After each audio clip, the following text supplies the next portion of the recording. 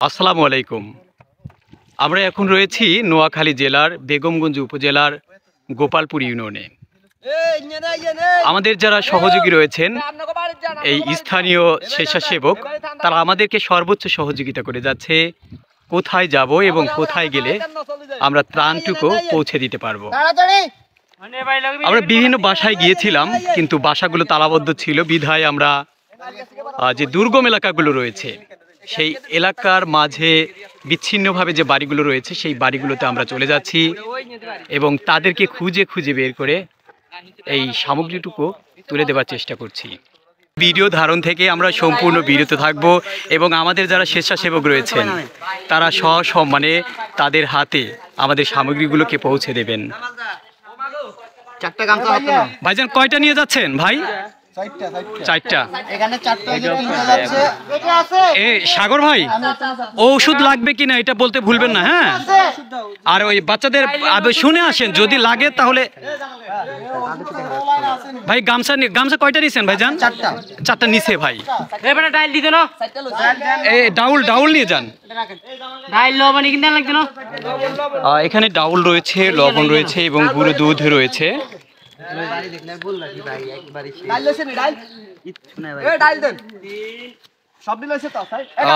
এটি এমন একটি জায়গা, এমন একটি এলাকা, সম্পূর্ণ দুর্গম একটি এলাকা। আমাদের স্বেচ্ছাসেবক এবং আমাদের সাথে যারা এসেছেন স্টুডেন্ট সোসাইটি কড্ডার পক্ষ থেকে যে আমরা ত্রাণ সামগ্রী নিয়ে এসেছি সেটি নিয়েই কিন্তু আমাদের টিম ক্রমশ এগিয়ে যাচ্ছে বন্যা দুর্গত মানুষের হাতে পৌঁছে দেবার জন্য।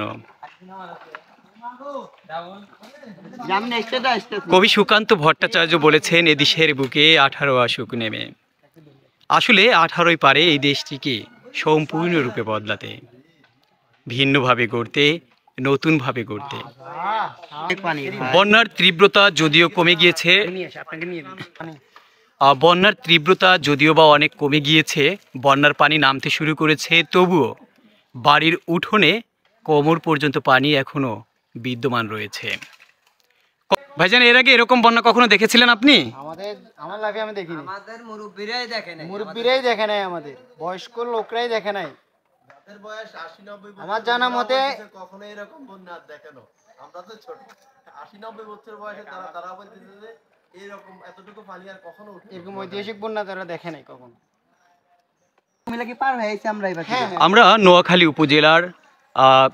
নোয়াখালী জেলার যে উপজেলা রয়েছে সোনাইমুড়ি এবং বেগমগঞ্জ, দুটির যে সীমান্তবর্তী এলাকা, সেই সীমান্তবর্তী এলাকায় আমরা অবস্থান করছি।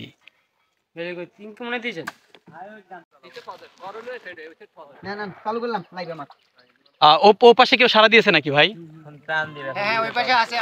আমরা এগিয়ে যাচ্ছি, এই পাশে যে বাসাগুলো রয়েছে সেখান থেকে আমরা সাড়া পেয়েছি।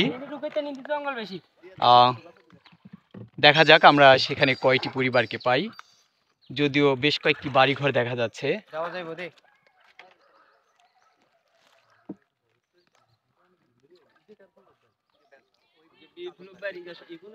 অনেক দুর্গম একটি এলাকা এবং প্রাকৃতিক সৌন্দর্য যেটি রয়েছে সেটির তো অবর্ণনীয় সৌন্দর্য। কি অসাধারণ নৈপুণ্যে ভরা আমাদের এই বঙ্গভূমি, কি অসাধারণ নৈপুণ্যে ভরা আমার এই বাংলাদেশ।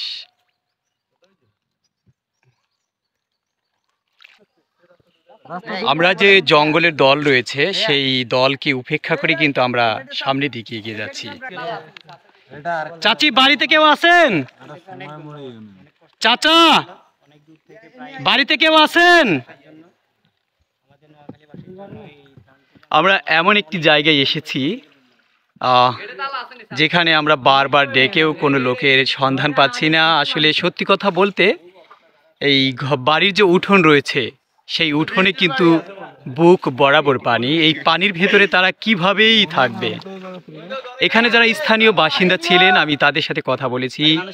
1970-এর বন্যা দেখেছে তারা, 88-র বন্যা দেখেছে, 2004 থেকে 7 সালের বন্যা দেখেছে, কিন্তু 24-এর মতো এতটা ভয়াবহ বন্যা তারা কখনোই দেখেনি।